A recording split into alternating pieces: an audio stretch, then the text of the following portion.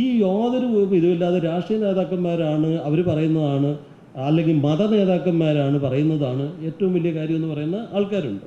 അപ്പോൾ അവരാണ് ഇതാണ് സ്വർഗമെന്ന് പറഞ്ഞിട്ട്, ഇതല്ല സ്വർഗം. ഞാൻ ഇതിനകത്ത് ആദ്യത്തെ ചാപ്റ്ററിൽ പറഞ്ഞിട്ടുണ്ട്, what is our basic requirements. നിങ്ങളിത് അഡ്രസ്സ് ചെയ്തു, അത് കഴിഞ്ഞതിന് ശേഷം നമുക്ക് വേറെ എന്ത് വേണേലും ചെയ്യാം. അല്ലെങ്കിൽ അതിനോടൊപ്പം തന്നെ ഇതും കൂടെ ചെയ്യേണ്ട കാര്യമുണ്ട്. ഇപ്പം ശശിധരൻ എന്നെ സപ്പോർട്ട് ചെയ്തിട്ടുള്ള ഒരാളാണ്, അതുകൊണ്ട് അദ്ദേഹത്തിൻ്റെ പാർട്ടിയിൽ നിന്ന് പുറത്താക്കി എന്നാണ് ഞാൻ മനസ്സിലാക്കുന്നത്. അല്ലെങ്കിൽ അദ്ദേഹത്തിൻ്റെ യൂണിയൻ അതിനൊരു സപ്പോർട്ട് കൊടുത്തിട്ടില്ല, അതേ ഇവിടെ ഉണ്ട്. കെ പി രാജേന്ദ്രൻ എന്ന് പറഞ്ഞൊരു മന്ത്രി എന്നെ സപ്പോർട്ട് ചെയ്തിട്ടുള്ളതാണ്, അദ്ദേഹത്തിന് പിന്നെ MLA ആയും മന്ത്രിയായിട്ടും ഞാൻ കണ്ടിട്ടില്ല. അപ്പോൾ ഈ സിസ്റ്റത്തിനകത്ത് നമ്മളെ ആരെങ്കിലും സപ്പോർട്ട് ചെയ്തിട്ടുണ്ടെങ്കിൽ നാച്ചുറലി അവരെയൊക്കെയാണെന്നുണ്ട് ഒറ്റപ്പെടുത്തുന്നതാണ്. അങ്ങനെ ഒരു സാഹചര്യമാണ്. പക്ഷേ എൻ്റെ ഒരു ജീവിതത്തിൽ ഞാൻ ഒരു രാഷ്ട്രീയ നേതാവിൻ്റെ മകനായിട്ട് ജനിച്ചു.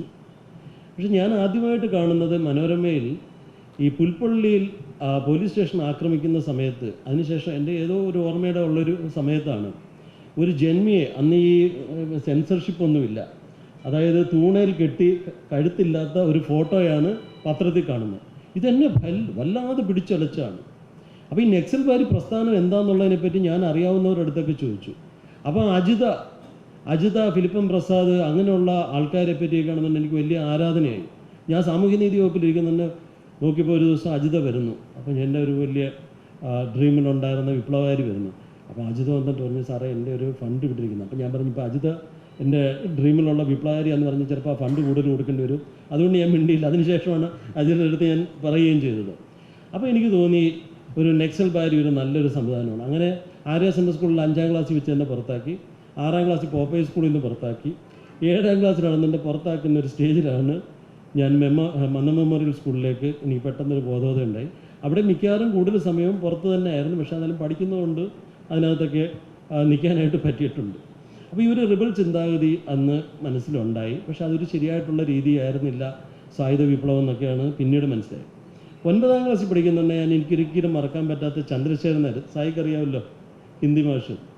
ചന്ദ്രശേഖരൻ നായർ ഞങ്ങളെപ്പോലുള്ള കുറച്ച് തീവ്രവാദികളെ വിളിച്ചിരുത്തിയിട്ട് ദൈവമില്ല എന്ന് പറഞ്ഞിട്ട് സുരേഷ് ഇവിടെ കണ്ട് കാണുന്ന കേരള ശബ്ദത്തിനകത്ത് ആൾ ദൈവങ്ങളെ പറ്റി പറയുന്നതൊക്കെ വന്നു.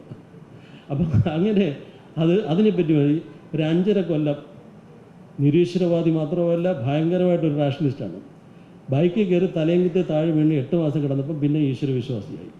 അതിനുശേഷം എൻ്റെ കൂടെ കാലൊടിഞ്ഞ വിനു അവിടെ ഇരിപ്പുണ്ട്. അപ്പോൾ അതൊക്കെ കഴിഞ്ഞ് കഴിഞ്ഞപ്പം ഇതിൻ്റെ ഒരു റാഷണലിസവും ദൈവവിശ്വാസത്തിൻ്റെയും ഒരു സങ്കരവിദ്യയിൽ മുന്നോട്ട് പോയിക്കൊണ്ടിരിക്കുന്നു. അത് കഴിഞ്ഞതിന് ശേഷം എനിക്ക് ജീവിതത്തിൽ മനസ്സിലായ ഒരു കാര്യം, we cannot fight this establishment. എൻ്റെ അച്ഛൻ 1982 അദ്ദേഹത്തിൻ്റെ ഒത്തിരി, ഞാൻ പ്രിഫേസിൽ തന്നെ പറയുന്നുണ്ട്, നല്ലൊരു അഡ്മിനിസ്ട്രേറ്ററായിരുന്നു. എന്നാൽ അതിനെപ്പറ്റി അദ്ദേഹത്തിനെപ്പറ്റി വിമർശിക്കുന്ന ഒത്തിരി കാര്യങ്ങൾ ഞാൻ കേട്ടിട്ടുമുണ്ട്. തിരുവനന്തപുരത്ത് ഏറ്റവും മികച്ച ബിൽഡിംഗ്, ഏറ്റവും വലിയ ബിൽഡിംഗ് 1982 നീലം സഞ്ജീവ റെഡ്ഡി തറക്കല്ലിട്ട കോബാങ്ക് ടവേഴ്സ്, കേരളത്തിലെ ഏറ്റവും വലിയ ബിൽഡിംഗ് ആയിരുന്നു. 14 നില, സെൻട്രൽ AC, എസ്കലേറ്റർ, താഴെ ഷോപ്പിംഗ് കോംപ്ലക്സ്. മഹേഷ് സാർ അത് ചെയ്തതാണ്. സിംഗപ്പൂരിലെ ഒരു ബിൽഡിംഗ് കണ്ടിട്ട് ചെയ്തതാണ്. 11 മാസം അദ്ദേഹം ധനകാര്യ മന്ത്രിയായിട്ടിരുന്നുള്ളൂ. 8 മാസം കൊണ്ട് നെടുമുടി പള്ളാത്തുരുത്തി 2 പാലങ്ങൾ അദ്ദേഹം പൂർത്തീകരിച്ചു. അപ്പോൾ ഇത് എനിക്ക് മനസ്സിലായി, this the power of administration. At the same time ഈ സഹകരണ പ്രസ്ഥാനത്തിനെ വലുതാക്കാൻ വേണ്ടി അദ്ദേഹം ഇവിടുത്തെ ബ്ലേഡ് കമ്പനികൾക്കെതിരായിട്ട്, അപ്പോൾ അന്ന് അദ്ദേഹത്തിൻ്റെ PA ആയിരുന്ന ദേവദത്ത് പുറക്കാട്, ദത്തൻ ചേട്ടൻ എൻ്റെ വലിയൊരു അടുത്താണ്. ദത്തൻ ചേട്ടൻ പറഞ്ഞ്, ഈ പ്രസിഡൻറ്റിന് ബുദ്ധിയില്ല, 87 ഇലക്ഷൻ വരാൻ പോവുക, അവർ പെട്ടികളുമായിട്ട് അങ്ങോട്ടും ഇങ്ങോട്ടും നടക്കുകയാണ്, ഇതുവെല്ലാം വാങ്ങിച്ചു വെച്ച് ഈ സഹകരണ പ്രസ്ഥാനത്തിനെ ഉണ്ടാക്കാൻ പോകാതെ ഇതുവെല്ലാം വാങ്ങിച്ചു വെച്ച് കഴിഞ്ഞാൽ ആ ഇലക്ഷൻ വരുന്നതന്നെ പൈസയ്ക്ക് ബുദ്ധിമുട്ട് വരത്തില്ല. അത് കഴിഞ്ഞതിന് ശേഷം സെയിൽ ടാക്സിലും മറ്റുമൊക്കെ റെയ്ഡുണ്ടായി. സെയിൽ ടാക്സുകാരുടെ റെയ്ഡുണ്ടായി. ഏലപ്പാറയിൽ ഒരു എസ്റ്റേറ്റിൽ ഒരു ദിവസം മൊത്തമാണ് സെയിൽ ടാക്സ് ഉദ്യോഗസ്ഥരെ ബന്ദികളാക്കി. എന്തായാലും എസ്റ്റാബ്ലിഷ്മെൻറ്റിന് പൊരുതി. അപ്പം ഞാൻ ആ സമയത്ത് KSUവിൻ്റെ യൂണിറ്റ് പ്രസിഡൻ്റാണ് എഞ്ചിനീയറിംഗ് കോളേജിൽ. അപ്പോൾ 87 ഇലക്ഷന് എനിക്ക് വരയ്ക്കാൻ അറിയാം എന്നുള്ളത് കൊണ്ട്, അല്ലെങ്കിൽ ചെറുതായിട്ട് വരയ്ക്കുമെന്നുള്ളത് കൊണ്ട്, ഈ പോസ്റ്ററിനൊക്കെ ആണെന്നുണ്ടെങ്കിൽ ഞാൻ 1977 ഇലക്ഷന് പശുവും കിടാവിനെയൊക്കെ വരയ്ക്കും. കാരണം എന്ന് വെച്ചാൽ പശുവും കിടാവിനെ ഒരുമാതിരിപ്പെട്ടവരൊക്കെ വരച്ച് കഴിഞ്ഞ് കഴിഞ്ഞാൽ പശുവാണെന്നോ കാളയാണെന്നോ എരുമയാണെന്നോ അറിയാൻ വയ്യാത്തൊരു സാഹചര്യത്തിൽ അന്ന് തൊട്ടേ ഇങ്ങനെ ഭിത്തി പോയി വരയ്ക്കുമായിരുന്നു. വരച്ചുകൊണ്ടിരിക്കുമ്പോഴാണ് അദ്ദേഹത്തിന് സീറ്റ് നിഷേധിച്ചു എന്നുള്ളത് നമ്മൾ ആദ്യമായിട്ട് കേൾക്കുന്നത്. അപ്പോൾ അത് ഭയങ്കരമായിട്ട് പിന്നെ എനിക്ക് ഒരു പൊളിറ്റിക്കലായിട്ട് അലൈൻ ചെയ്യണമെന്ന് തോന്നിയിട്ടില്ല.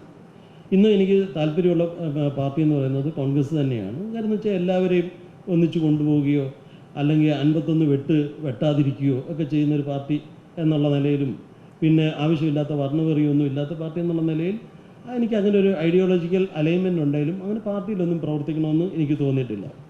പിന്നെ അതിനുശേഷം ഞാൻ ഈ തൊട്ടപ്പുറത്തുള്ള സർവേ ഡിപ്പാർട്ട്മെൻറ്റിൽ വന്ന് 4 കൊല്ലം സർവേയിൽ ഇടന്നെൻ്റെ വിജയനുമൊക്കെ ഇവിടെ ഇരിപ്പുണ്ട്. 4 കൊല്ലം ഒരേ സമരമായിരുന്നു. എൻ്റെ കാറിൻ്റെ ചില്ല് അടിച്ചു പൊട്ടിച്ചു. അത് കഴിഞ്ഞിട്ട് ഇൻ്റലിജൻസുകാർ വന്നിട്ട് പറഞ്ഞു, സാറിനെ കയ്യേറ്റം ചെയ്യും, രാത്രിയിലെങ്ങും ഇവിടെ ഇരിക്കരുത്, എന്നാൽ റോഡിൻ്റെ സൈഡിലായിരിക്കുന്നത്, അവർ ചിലപ്പോൾ ആസിഡ് ബൾബൊക്കെ എറിയുമെന്നൊക്കെ പറയുന്നുണ്ട്, അതുകൊണ്ട് വൈകുന്നേരം 5 മണിക്ക് ശേഷം ഇവിടെ ഇരിക്കരുത് എന്നൊക്കെ പറഞ്ഞു. കുറച്ച് കഴിഞ്ഞപ്പോൾ എനിക്ക് മനസ്സിലായി, വെറുതെ ചുമ്മാ നമ്മളിങ്ങനെ ഫൈറ്റ് ചെയ്ത് നമ്മുടെ ജീവിതവും പോവും. ഈ എസ്റ്റാബ്ലിഷ്മെൻറ്റിനെ ഫൈറ്റ് ചെയ്താൽ 4 കൊല്ലം എഞ്ചിനീയറിംഗിൽ ഒരു സബ്ജക്റ്റ് വരും സാറേ, സത്യം പറഞ്ഞാൽ 2 ആഴ്ചക്കുള്ളിൽ പഠിച്ചിട്ടില്ല.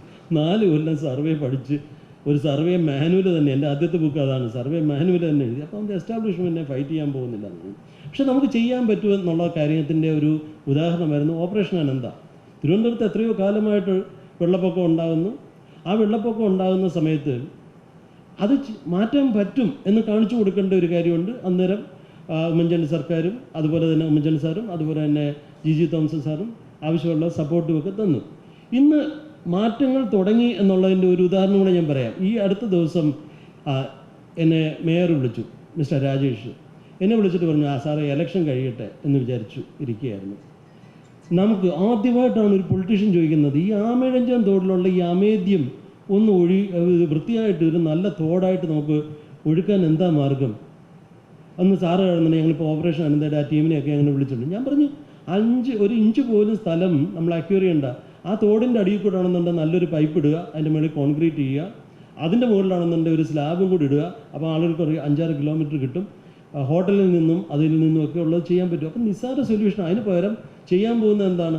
ഈ റോഡിൽ കൂടെ, മെയിൻ റോഡിൽ കൂടെ വെട്ടിക്കുഴിച്ച് നശിപ്പിച്ച്, അതായത് വഷളാക്കണം. അതായത് നമുക്ക് എത്രത്തോളം ബില്ല് കൂട്ടാൻ പറ്റുമോ അത് ചെയ്യണമെന്നുള്ളതാണ്.